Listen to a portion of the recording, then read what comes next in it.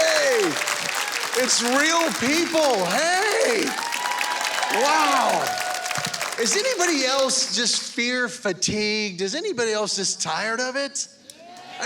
As of today, the CDC numbers, 99.9% of Americans do not have COVID-19, okay? And of those who do, 99.97% are not serious. So it's like, hey, you know what? That's the facts. Those aren't opinions. Now, my observations are simply this, that I think they're making some stuff up, okay? Overall, how many of you have been to a restaurant and you gotta wear a mask when you go in, but as soon as you sit down, you just take it off? Yeah. So apparently COVID cannot penetrate 4.5 feet. That's my take. Or maybe it's the food. I actually was on a flight last week, go through the airport, mask on, get in the plane, mask on. I sit down, I'm like, whew, finally. And the flight attendant, this ninja flight attendant came out of nowhere and she's like, oh my gosh, you gotta keep your mask on, mask on, mask on.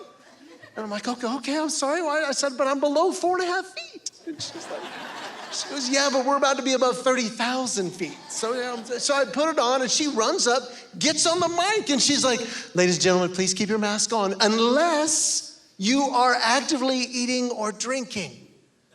Okay. Let me just tell you, I can make that little 100-calorie bag of snacks last about 2 hours, all right? Can't finish a whole one, sorry. So here's the deal, if you don't have a mask and you're out in public and you gotta wear one, just walk around on your knees below 4.5 feet with a Cheez-it in front of you and you should be fine. And here's the deal, Oxford University actually did a study that said kids are more emotionally, physically, and relationally damaged by not being in school. So they're starting to open schools again. That's a good sign. Where I live, they said, okay, this week we're gonna let elementary school go, and then high school, and then middle school, and in phases, which makes sense. Elementary school, they're all under 4.5 feet. So let's get them back.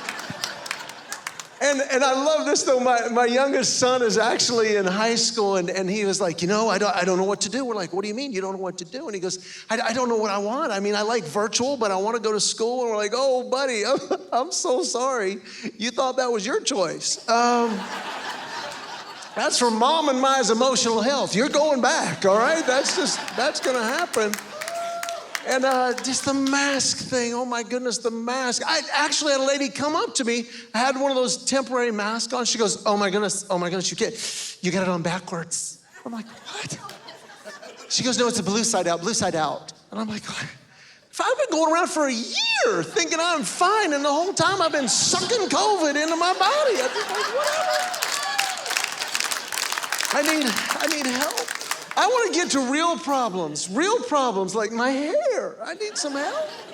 I used to have good hair, thick, dark hair. Now this, it's turning gray, it's turning loose. It's just, and ladies, I want to just, every man that is watching or in the audience tonight will vouch for me. We have this feeling. It amazes us, ladies, how much hair you can lose and have any left on your head whatsoever.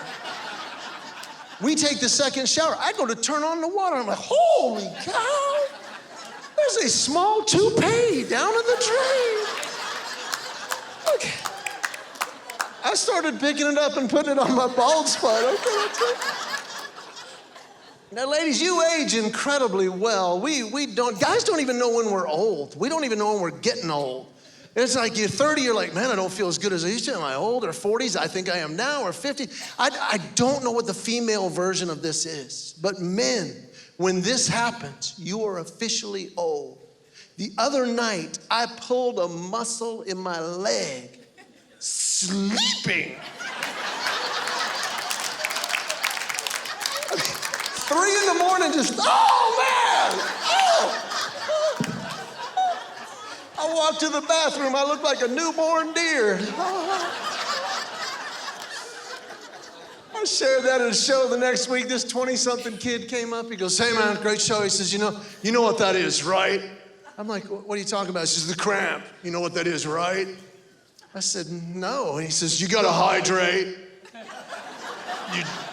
You're dehydrated. Just before you go to bed, hydrate. I said, dude, I just turned 50, all right? Now I hydrate before bed, I'm peeing 9 times that night, all right? Yeah.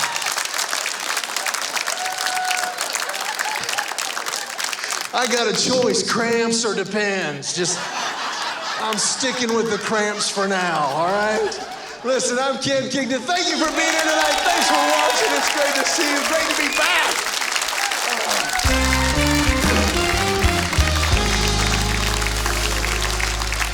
So true.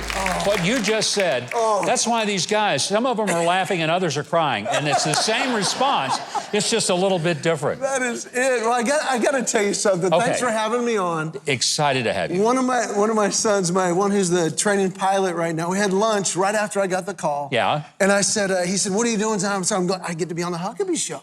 And he goes, Huckabee, that name sounds familiar.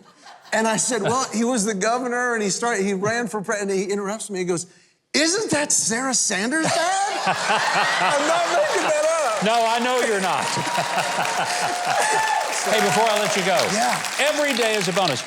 Where does the title come from? Why is every day a bonus? A lot of people the are shortest wondering. version is basically 4 years ago, my heart stopped for 2 hours, and I'm still Really? alive. Wow. And the surgeon told me afterwards, he says, Ken, there's no reason you should be alive. He says, for you, you need to treat every day like it's a bonus because it is. And I just tell the story, a lot of humor and some life change. So we want that's you what back. I'm doing. Thank you so much, Mike. Great having you. Great to Kenn see you, Kington. Governor. Thank you, guys. Thanks. And Ken's new book, Every Day is a Bonus, it is available now. And after you get through with that, you know what you're going to want to do? You're going to want to check out his other books. For more of his comedy and books, take a look at his website and look him up on social media.